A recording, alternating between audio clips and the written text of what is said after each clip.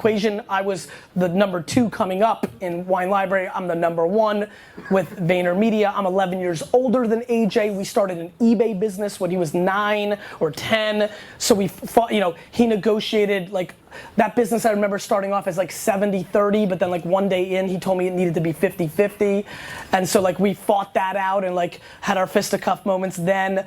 You know, the truth is, Vayner was easy because one, the big decision that could have caused a lot of problems was addressed immediately, which was we made the company 50-50. And even though I had all the leverage and I was in the market and the company was built a lot on my brand, I thought it was important to start the relationship off in the right foot and make us equal partners. The truth is, AJ is very self-aware in the same way that I am, and he, as time has gone on, recognizes, you know, the disproportionate value that I bring. He really does. Like, he's been a perfect partner to me. AJ is the one in our relationship, as we are looking at different business deals, the fund, and all the future things, he was the one that came to me and said, hey bro, I think that you should have more of the action as we go forward in X, Y, and Z. That takes a lot of humility, that takes a lot of self-awareness, that takes a lot of things. And so I think, you know, we've had our fisticuffs, right? Like, you know, we had an argument of how,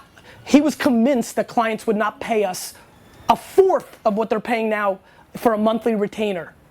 Convinced. And obviously me winning that debate has helped me have some equity with him.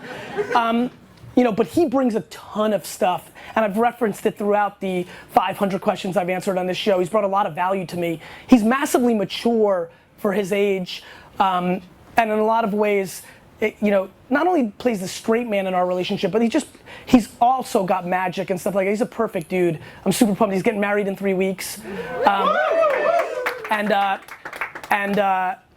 My beard's upset about that. At the end of the day, you know what's, it's crazy. We're now 5.5, almost 6 years into this. We're actually 6 years into this venture.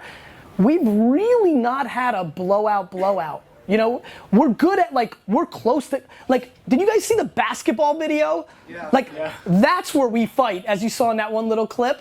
Like, when we're on the same team, we're really good. And so we have our moments, but I'm sure the 11-year, you know, age difference, all the circumstances, right? The circumstances make the pudding, as I like to say. And so, like, though I've never said the circumstances make the pudding ever before in my life.